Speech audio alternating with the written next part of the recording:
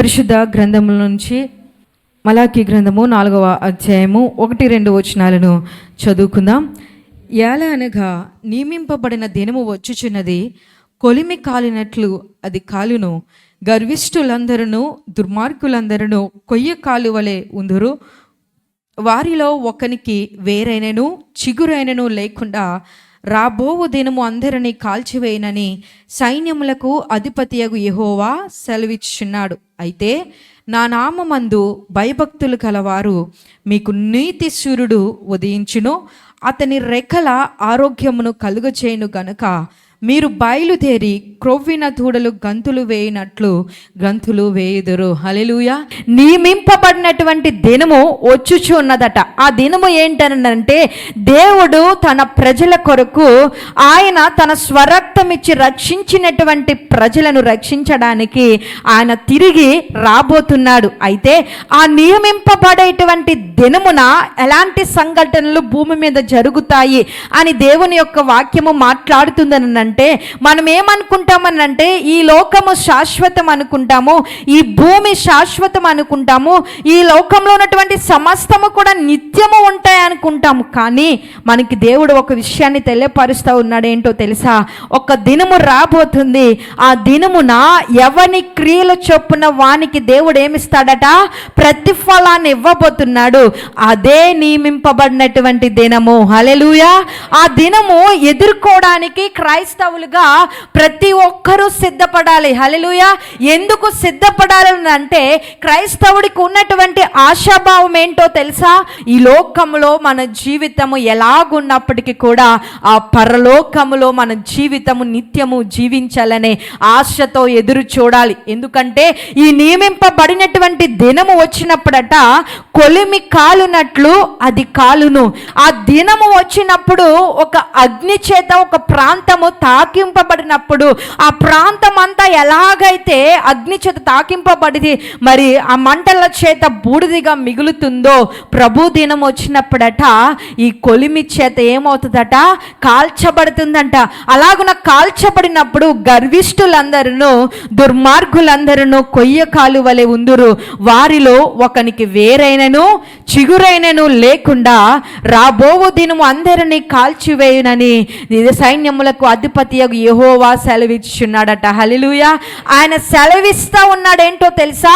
ఈ లోకము శాశ్వతమని, పరిస్థితులు శాశ్వతమని, ఒకవేళ ఈ లోకంలో సమస్తము సాధ్యమని విర్రవీగుతూ దుర్మార్గంగా బ్రతుకుతూ దేవునిని వ్యతిరేకిస్తూ, దేవుని యొక్క ఆలోచనలను వ్యతిరేకిస్తూ, దేవునికి విధేయత చూపకుండా ఎవరి ఇష్టం వచ్చినట్లు వాళ్ళు బ్రతికినట్లయితే వారి కొరకు కొలిమి కాల్చివేయబడేటువంటి దినము రాబోతుందంట. హల్లెలూయా.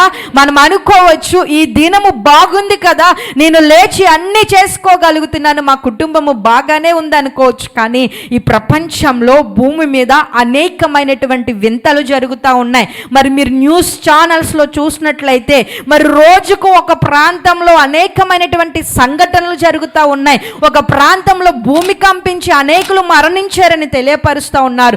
ఒక ప్రాంతంలో కొండ చర్యలు విరిగి ఆ ప్రాంతం అంతటిలో ఉన్నటువంటి ఇల్లులన్నీ నాశనం అయిపోయాయి, వారికి ఉన్న సమస్తము పోయాయి అని కొందరు చెబుతా ఉన్నారు. కొన్ని ప్రాంతాలలో మంచు పర్వతములు అవి విరిగి పడడము వలన కొన్ని ప్రాంతాలలో ప్రజలు నివసించడానికి కూడా అనుకూలం లేనటువంటి స్థితిగతులు ఏర్పడాయని అనేకమైన ప్రచారాలు మనము చూస్తున్నాం.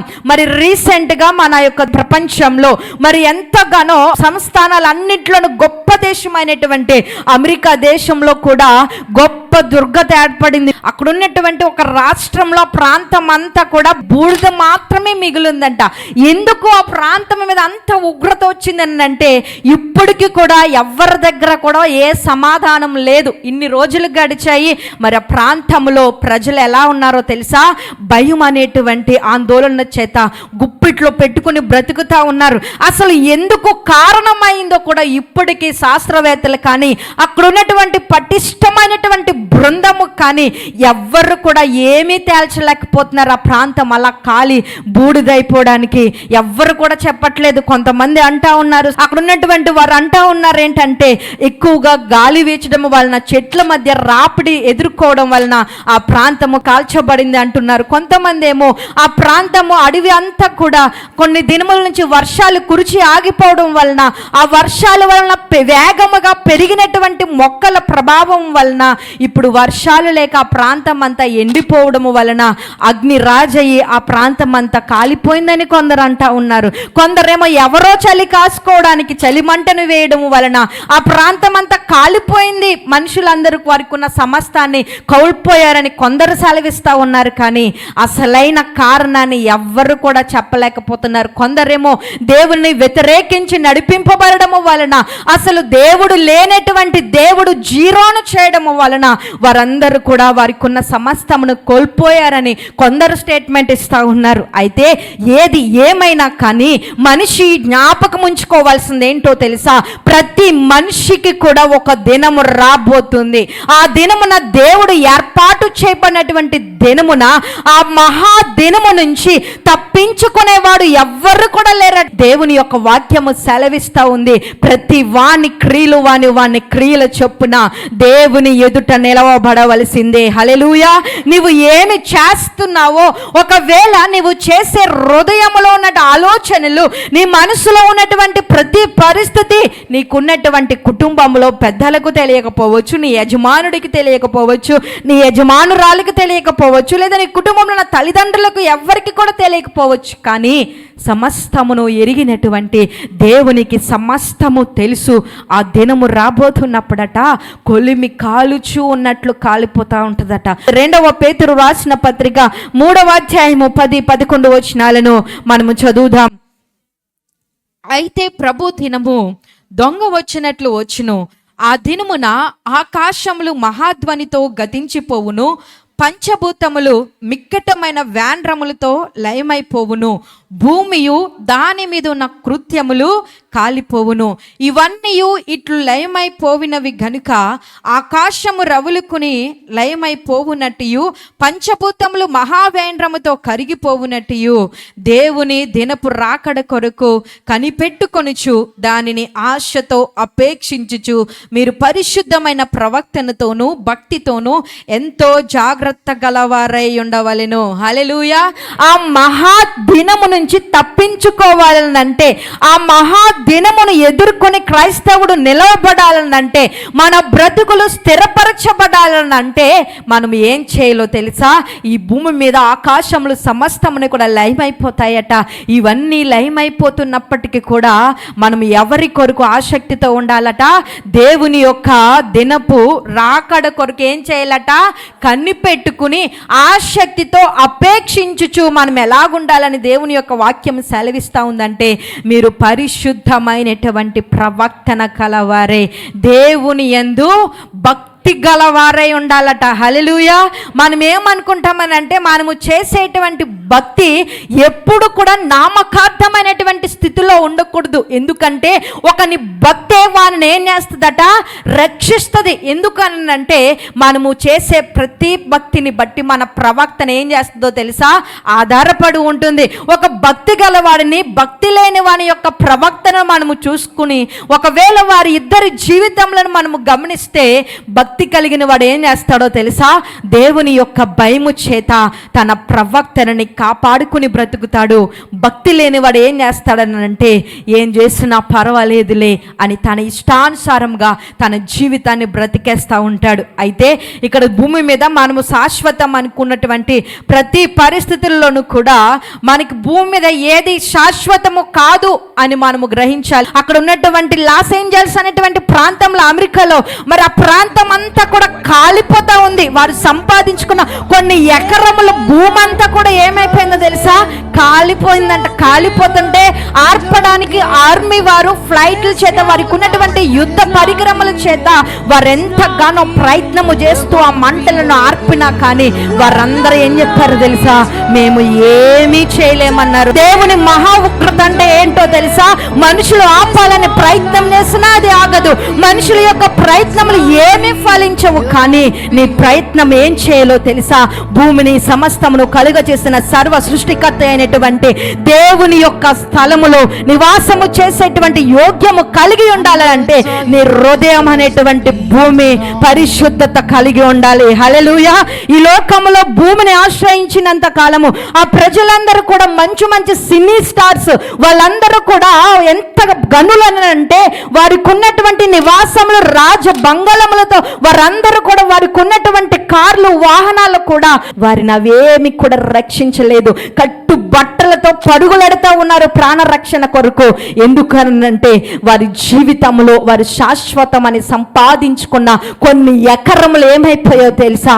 కాలి బూడిదైపోయాయి. ఈ రోజున నువ్వు శాశ్వతం అనుకుంటున్నావేమో భూమిని, ఒకవేళ నీ జీవితము శాశ్వతం అనుకుంటున్నావేమో, ఈ లోకము కొరకు ప్రయాసపడుతూ నిత్యమును సంపాదన కొరకు సంపాదించుకుంటూ సంపాదన ఇచ్చేటువంటి దేవుని మహిమను విడిచిపెట్టి ఆ దేవునికి నీ విలువైన జీవితంను అప్పగించకుండా ఈ లోకమే శాశ్వతం అనుకుంటూ లోక ఆశలలో బ్రతుకుతూ దేవుని నిర్లక్ష్యపరుస్తున్నావేమో ప్రిబిడా.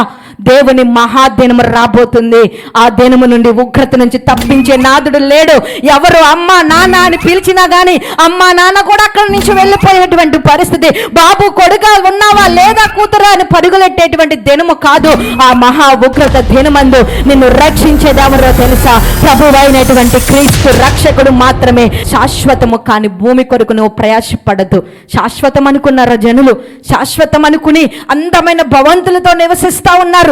ఉగ్రత వచ్చింది, దేవుడిని జీరో చేసే పరిస్థితులు వచ్చాయి. దేవుడు లేడు, ఎవరు లేరు అన్నారు. మా ముందు మేము సంపాదించిన వాటి యందు దేవుడు ఎవ్వరూ లేరని దేవుడికి ఎన్ని మార్క్స్ వేశారట? 0 మార్క్స్ వేశారట. కానీ దేవుడు ఏం చేశాడు తెలుసా? సమస్తమును కూడా మటాస్ చేసేసాడు. ఇంకా ఏది కూడా నిలవలేదు అక్కడ. ప్రాంతం అంతటా, రాష్ట్రం అంతా కూడా అక్కడ కాలి బూడిదైపోవడానికి కారణము. Who got shouted out the most? God, creator of the universe, 0 mentions. No surprise in this godless town.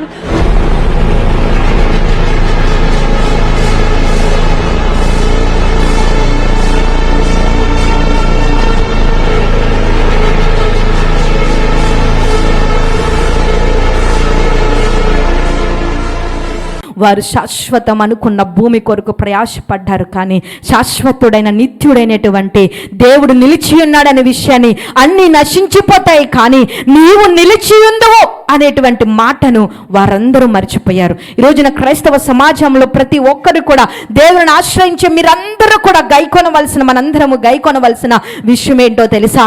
ఈ లోకము శాశ్వతము కాదు, భూమి శాశ్వతము కాదు, దేవుడు శాశ్వతుడని మనము గ్రహించాలి. రక్షింపబడినటువంటి మనము రక్షణలో నీతిని కలిగిన వారిగా ఉంటే ఈ భూమి ఆకాశము సమస్తము కాలిపోయినా కానీ, సమస్తము నాశనము చేయబడినా కానీ శాశ్వతుడైనటువంటి రక్షణ, ఆ నీతి ఎప్పుడు కూడా ఏం చేస్తుందట? నిలిచి ఉండునని దేవుని యొక్క వాక్యము సెలవిస్తూ ఉంది. అందుకే ఈ దినమున మనము నియమింపబడినటువంటి దినము రాకముందే మనము గ్రహించవలసింది ఏంటో తెలుసా? ఈ భూమి శాశ్వతము కాదని మనము గ్రహించాలి. ఈ ఆకాశము శాశ్వతము కాదని మనము గ్రహించాలి. లోకంలో ఉన్నటువంటి ఆశలను చూచి వైరాగ్యాలకు మనము వెళ్ళిపోకూడదు. లోకంలో ప్రతిదీ కూడా దేవుని యొక్క వాక్యము సెలవిస్తూ ఉంది. సమస్తమును కూడా ఏమవుతుందట? గతించిపోతుంది. ఒక మహాదినము రాబోతుంది. అయితే ఆ మహాదినము నుంచి తప్పించుకోలేనివి ఏంటి అని అంటే, దేవుని యొక్క సన్నిధిలో భూమియు ఆకాశములు కూడా ఏం చేయవట? ఆ మహాదినము నుంచి తప్పించుకోలేవు. అలాగే లోకము కూడా ఆ మహాదినము నుంచి ఏం చేయలేదు? తప్పించుకోలేదు. శాశ్వతం అనుకుంటున్నావేమో ఈ లోకంలో సమస్తమును నడిపించువాడు ఉన్నాడు అని గ్రహించలేక నీ ఇష్టానుసారమైనటువంటి స్థితిలో లోకమునకి ఇష్టకరంగా నీ బ్రతుకును బ్రతికేస్తూ లోక జీవితమును, ఒకవేళ దేవునికి అప్పగించవలసిన జీవితమును లోకానికి అప్పగించి లోక పరిస్థితులలో లోక మర్యాదను అనుసరిస్తూ లోకంలో ఉన్నటువంటి పరిస్థితులను అనుసరిస్తూ దేవుని విడిచిపెట్టి బ్రతికితే ఈ లోకంలో ఉన్నటువంటి ప్రతిదీ కూడా ఏమవుతుందట, గతించిపోతుంది. దేవుని యొక్క ఉగ్రత దినము రాబోతుంది. నేను భక్తి కలిగి జీవించాలి, నా పాపపు స్థితిని విడిచిపెట్టాలి, దేవునికి వ్యతిరేకమైనది నేను చేయకూడదు, వాక్య విరుద్ధమైన వాటికి నేను లోబడక, ఈ లోకమును అనుసరించక, ఈ లోక మర్యాదను నేను నా ఇంటిలోనికి కానీ, నా కుటుంబంలోనికి కానీ, నా పరిస్థితుల్లోనికి కానీ నేను తీసుకురాకుండా నిలవబడాలి అనేటువంటి స్థితి ఎవరూ మర్చిపోవడం లేదు. లోకము దాని యొక్క ప్రయత్నాలలో, పరిస్థితుల్లో, రోజులు, దినములు జరుగుతూ ఉంటే ఆ దినములకు అనుకూలంగా మనం రంగులు మార్చేటువంటి స్థితిలో ఒక ఓసరి వల్లి వలె మన జీవితాలు ప్రతి పరిస్థితుల్లో మారిపోతూ, ఇటు దేవుని దగ్గరికి వస్తూ, అటు లోకాన్ని ఆశ్రయిస్తూ, ఇటు దేవుణ్ణి ప్రార్థన చేస్తూ, అటు లోకములో పూజించవలసిన వాటిని పూజిస్తూ, ఇటు దేవునికి స్థలం ఇస్తూ, అన్యుల వలె లోక ఆచారాలను, పండగలను, సంవత్సరపు దినములను, నూతన దినములను అనుకుంటూ వాటిని అనుసరిస్తూ జరిగిస్తున్న ప్రతి లోకము ఆశ కూడా ఏమవుతుందో తెలుసా, అవన్నీ గతించిపోతా ఉన్నాయి. హల్లెలూయా. వాటి కొరకు నువ్వు ప్రయాసపడుతూ శాశ్వతుడైనటువంటి దేవుణ్ణి విడిచిపెడుతూ ఇక్కడ గొప్పవారు కూడా ఏమవుతున్నారట, క్షీణించిపోతా ఉన్నారు. ద గ్రేట్ అలెగ్జాండర్ గారు వారి జీవితంలో అనేకమైన సంపదలను సంపాదించాడు. ఆయనకున్నటువంటి సమస్తము కూడా నడిపింపబడుతుంది.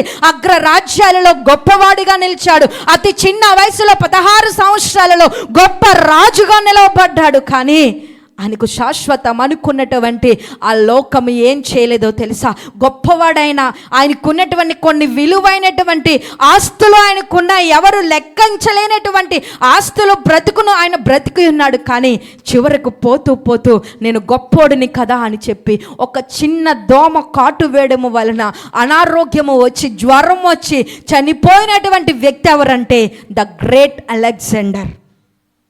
ఎందుకు ఈ మాటను చెప్తున్నానంటే, ఈ లోకంలో అపాయములు ఎటు నుంచి వస్తాయో తెలీదు.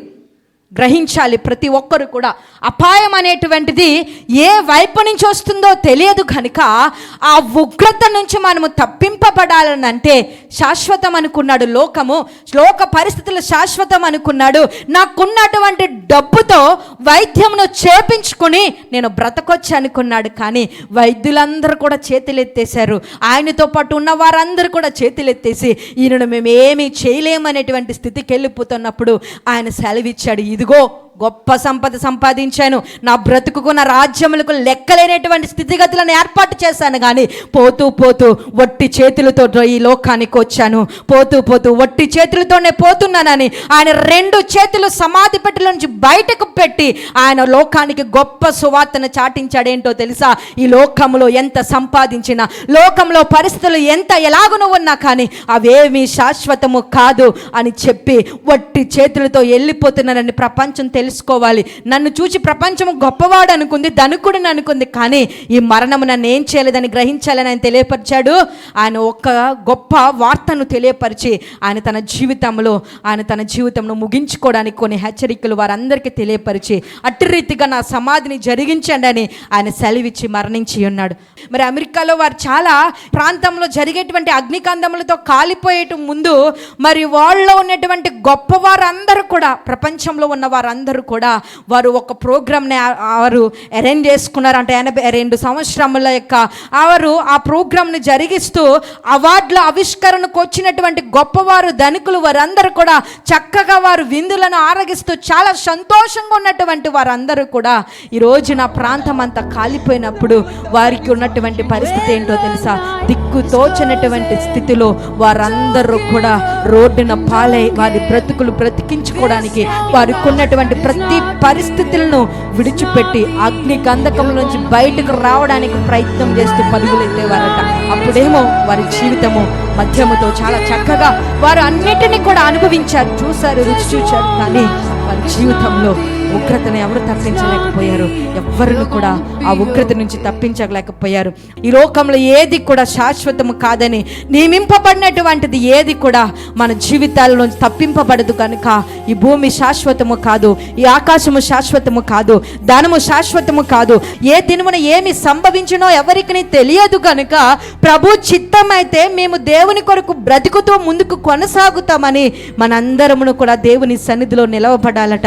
ఎందుకనంటే ప్రపంచంలో వారి స్థాయిలకు వెళ్ళి వారికి ఉన్నటువంటి ప్రతిదీ కూడా నమ్మి వారి జీవితంలో మరి అమెరికా ప్రాంతంలో వారు లాస్ ఏంజల్స్ అనేటువంటి స్టేట్లో అక్కడ ఉన్నటువంటి ప్రతి ఒక్కరు కూడా ఈ రోజున వారి జీవితాల్లో నిరాశలుగా నిలవబడ్డారు. కొన్ని ఎకరాలు వారందరూ నిర్మించుకున్నారు. వారికి ఉన్నటువంటి పరిస్థితులన్నీ కూడా బాగున్నాయనుకున్నారు.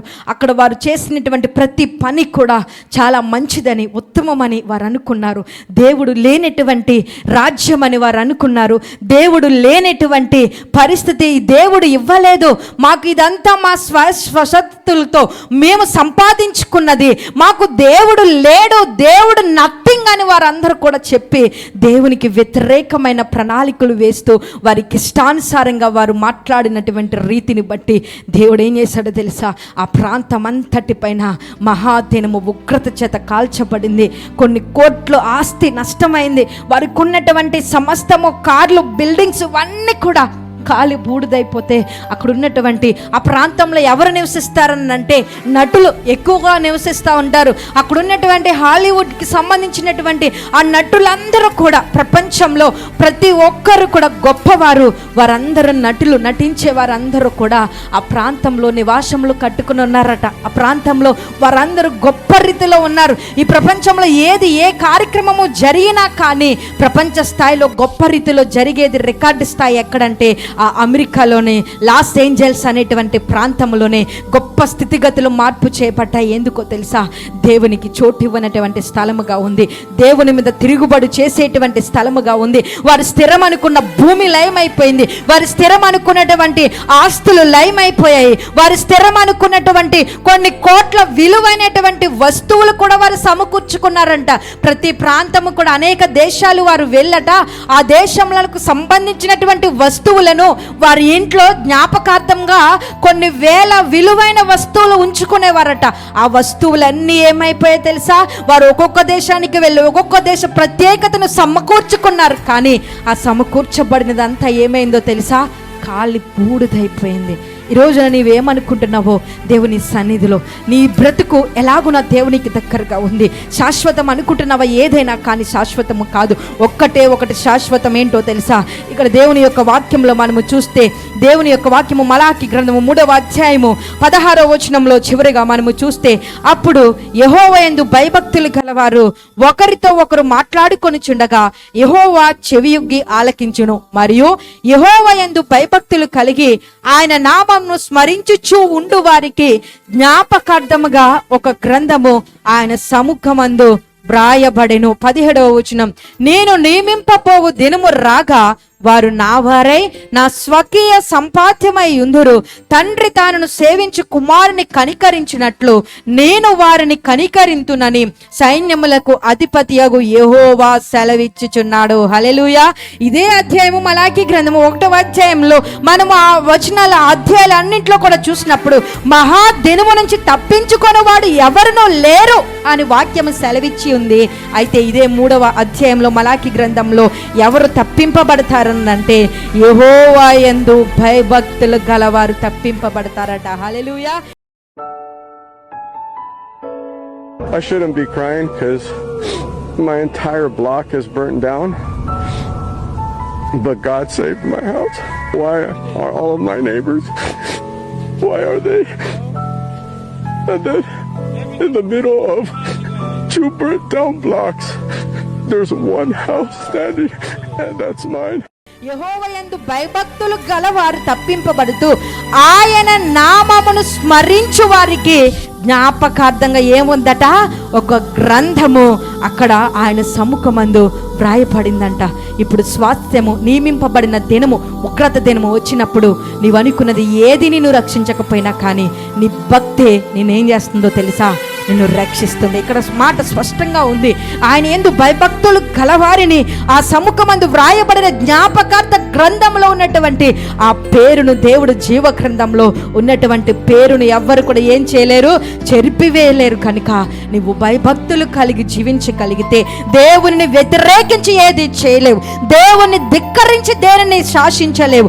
దేవుడు లేడని నీ బ్రతుకును విచ్చలవిడిగా నువ్వు బ్రతుకుతూ సమస్తమును కూడా అనుగ్రహించే దేవుని దేవుణ్ణి విడిచిపెట్టి, దేవుణ్ణి ప్రక్కన పెట్టి నువ్వు చేసే ఏ కార్యమైనా కానీ అది నీ జీవితంలో ఉపయోగమనివ్వదని గ్రహించాలి. ఎన్ని మార్లు, ఎన్ని సంవత్సరములు, దినములు జరిగిపోతూ ఉన్నాయి, సంవత్సరములు జరుగుతూ ఉన్నాయి, అనేకమైన అపాయములు కలుగుతూ ఉన్నాయి. భూమి మీద అనేకమైనటువంటి ప్రకృతి వికృతమైనటువంటి ప్రతి కార్యము కూడా జరిగింపబడుతూ నాశనమైపోయే స్థితికి భూమి వచ్చేసినా కానీ మానవుడు గ్రహించకపోతే ఆ ఉగ్రత దినము నుంచి నేను ఎవ్వరూ తప్పించలేరు. శాశ్వతం అనుకుంటున్నావా నీ కుటుంబము? శాశ్వతం అనుకుంటున్నావా ఈ భూమి? శాశ్వతం అనుకుంటున్నావా ఈ లోక నటన? శాశ్వతం అనుకుంటున్నావా నువ్వు సమకూర్చే ధనము? శాశ్వతం అనుకుంటున్నావా లెక్కలేనటువంటి తనముతో దేవునికి దూరము చేసే మనసుతో బ్రతుకుతూ వేషధారణను ధరించి ఇక్కడ ప్రార్థిస్తున్నావేమో?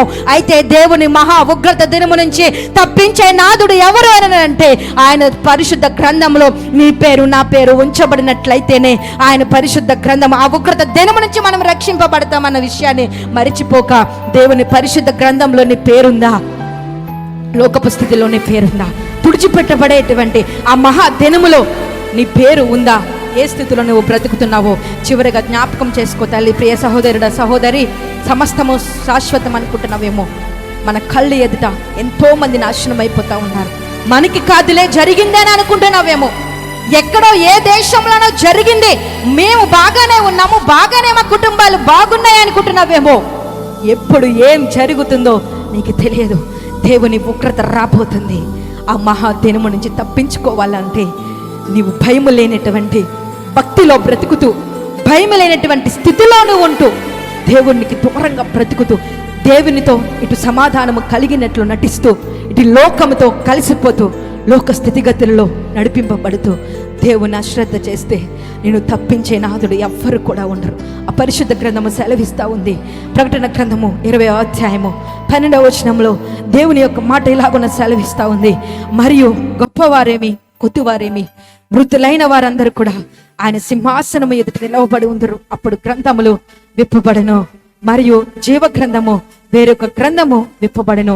ఆ గ్రంథం ముందు వ్రాయబడిన వాటి బట్టి తన క్రియల చొప్పున మృతులు తీర్పు పొందరు. అయితే ఇక్కడ ప్రతి పరిస్థితుల్లోనూ కూడా ఎవరి పేరైతే 15వ వచనం జీవ గ్రంథంలో వ్రాయబడినట్లు కనబడిన ఎడల వాడు అగ్నిగుండంలో పడివేయబడను. ఈ రోజున మన పరిస్థితి, మన భక్తి జీవ గ్రంథంలో మన పేరు ఉంచబడిందా? లోక స్థితిగతుల్లో మనం ఉంటున్నామా? ప్రజలందరూ కూడా నాశనం అయిపోయారు. ఇక్కడ సొదొమ గొమొర్రా ప్రాంతంలో పట్టినటువంటి దుర్గతి దేవుడు అగ్ని గంధములను కురిపించగా వారికి ఇష్టానుసారమైన పరిస్థితులలో పాపము చేత వావి వరసలను మరిచి వారికి ఇష్టానుసారంగా దేవుడు లేడని సొదొమ గొమొర్రా ప్రాంతం ఎలాగైతే బ్రతుకుతా ఉందో, ఈరోజున లాస్ ఏంజల్స్ అనేటువంటి ప్రాంతము అట్టి స్థితిలోనే బ్రతికి దేవుని ఉగ్రతకు దగ్గరైపోయింది. ఇంకా శేషించిన జనం ఉన్నారు. అయితే దేవుడు ఈ యొక్క ప్రకృతి విపరీతమైనటువంటి పరిస్థితి వల్ల దేవుడు సెలవిస్తున్నటువంటి, హెచ్చరిస్తున్నటువంటి మాట ఏంటో తెలుసా? రేపటి దినాన ఏం జరుగుతుందో మనకి తెలియదు. శాశ్వతం అనుకోవద్దు. ఏది శాశ్వతం కాదు, ఒక్కటే శాశ్వతం. నిన్ను రక్షించేది భూమి రక్షించదు, ఆకాశం రక్షించదు, సంపద రక్షించదు, జనులు రక్షించరు, నా వారనుకున్నవి ఏవి రక్షించవు. కానీ ఒక్కటే రక్షిస్తుంది. ఏంటో తెలుసా? శాశ్వతం ఉండేటువంటిది దేవుని రక్షణ. ఆ రక్షణ నువ్వు కొనసాగించాలనంటే దేవుని యందు భయము భక్తి కలిగి ఆ పరిశుద్ధ జీవ గ్రంథంలో నీ పేరున్నట్లయితే ఆ అగ్ని గంధకముల నుంచి నువ్వు తప్పింపబడతావు. దేవుని ఉగ్రత దినము కొరకు, ఆ మహా దినము కొరకు ఎదురు చూస్తూ ఒకరిని ఒకరు సరి చేసుకుని పరిశుద్ధ ప్రవక్తన గలవారే లోకమునకు దాని సాంగత్యమునకు వేరే దేవుని కొరకు భక్తిగా బ్రతుకుదాం. ఆ జీవ గ్రంథంలో మన పేర్లు ఉన్నట్లయితే ప్రతి మహాదినము ఉగ్రత దినము నుంచి మనం రక్షింపబడతామనే విషయాన్ని మరిచిపోక దేవుని సన్నిధిలో అందరూ కొద్ది నిమిషాలు ప్రార్థన చేద్దాం. ఏదైతే నువ్వు అనుకుంటున్నావో, ఏ జీవితం అయితే శాశ్వతం అనుకుంటున్నావో ఆ ఉగ్రత నుంచి దేవుడు తప్పించాలనంటే దేవుని సన్నిధిలో ప్రతి ఒక్కరు కూడా ప్రార్థన పూర్వకంగా సిద్ధపడదాం.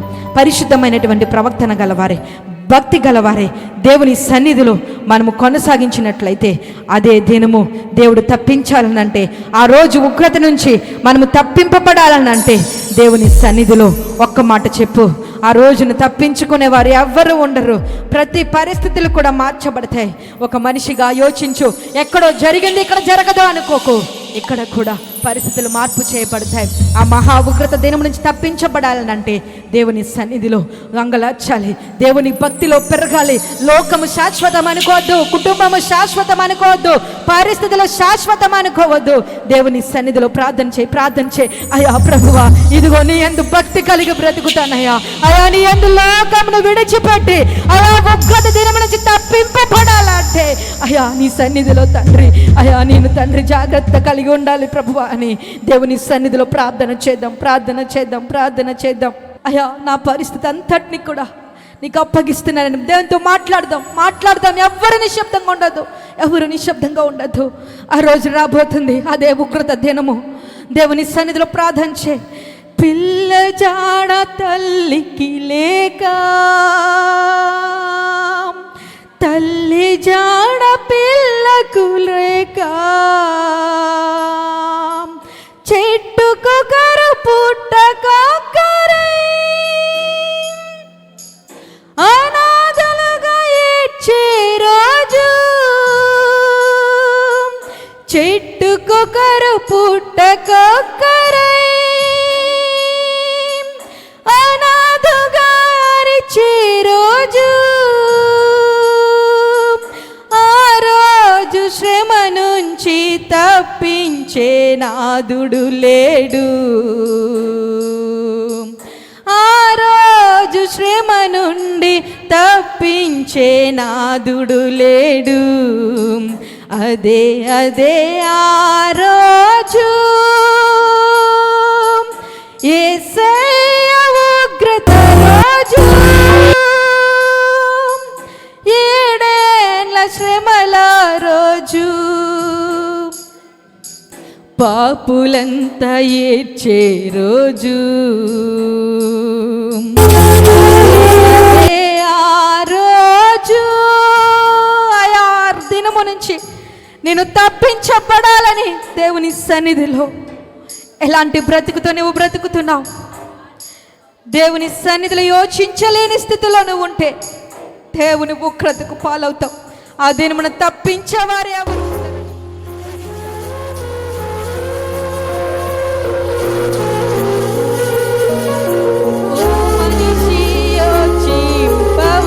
అందరూ పడదాం. నీ బ్రతుకు ఎలా ఉన్నదో ఓ మనిషి యోచించవా. నీ హృదయాన్ని సరి చేసుకుంటూ పాడుతూ, నీ బ్రతుకు ఎలా ఉన్నదో బలము చూసి భంగపడకుమా, ధనము చూసి దగా పడకుమా, బలము చూసి భంగపడకుమా, బలము చూసి దగా పడకుమా. ఆ రోజు శ్రమ నుండి తప్పించే నాదుడు లేడు. ఆ ఉగ్రత దినము నుంచి, ఆ మహా దినము నుంచి తప్పించే నాదుడు లేడని గ్రహించి అదే ఆ రోజు యేసయ్య ఉగ్రత రోజు, ఏడేండ్ల శ్రమల రోజు, పాపులంతా ఏడ్చే రోజు. ప్రార్థన చేద్దాం. మహాపరిశుద్ధుడు, ప్రేమ గల రాజా, ఆ మహా దినము నుంచి తప్పించేవారు ఎవ్వరు ఉండరని నువ్వు మాట్లాడిన విధానం బట్టి ఈ లోకంలో జరుగుతున్నటువంటి ప్రతి విపత్తులను అయ్యా గ్రహించి నిరాకడ బహు సమీపముగా ఉందని నిన్ను తండ్రి ధిక్కరించేటువంటి మనస్సును కలిగి ఎంతరైతే జీవిస్తా ఉన్నారు, నిన్ను వ్యతిరేకించే మనస్సుతో, నీ యందు భక్తి భయము లేనటువంటి మనస్సుతో ఎంతరైతే ప్రభువా వారి జీవితాలను లోకమునకు శాశ్వతం అనుకుంటా ఉన్నారు, అవన్నీ లయమైపోతాయని నువ్వు మాట్లాడిన విధానం బట్టి నీకు వందనాలు. అయా నీ జీవ గ్రంథమందు మా పేర్లు ఉంచబడాలంటే అయా భయభక్తులు కలిగి నడుచుకున్న వారినే, నిన్ను స్మరించు వారినే ప్రభువాన్ని జీవ గ్రంథంలో పేర్లు ఉంచబడతాయని, ఉగ్రత దినము నుంచి రక్షించేది ఆ మహాదినము నుంచి రక్షించేది కేవలము నీ గ్రంథమందు పేర్లుంచబడినటువంటి వారు తప్ప మరెవరు కాదని సెలవిచ్చిన దేవా, ఇదిగో మా ప్రియబిడ్డలందరూ గ్రహించి శాశ్వతం అనుకున్న లోకంను విడిచిపెట్టి, శాశ్వతం అనుకున్న లోక మర్యాదను విడిచిపెట్టి, స్థితిగతులను విడిచిపెట్టి నీ యందు భయభక్తులు కలిగి నడవాలని ఎంతరైతే ఈ దినం స్థిరపరుచుకున్నారో, ప్రతి హృదయము వాక్యము చేత కట్టబడిన ప్రతి ఒక్కరు కూడా నీ వాక్యానికి విధేయులై బ్రతకడానికి సహాయమును చేయమని, నీవే మహిమ పొందుకోమని నజరేయుడైన యేసుక్రీస్తు నామమున అడిగి వేడుకొనుచున్నాము తండ్రి. ఆమేన్, ఆమేన్.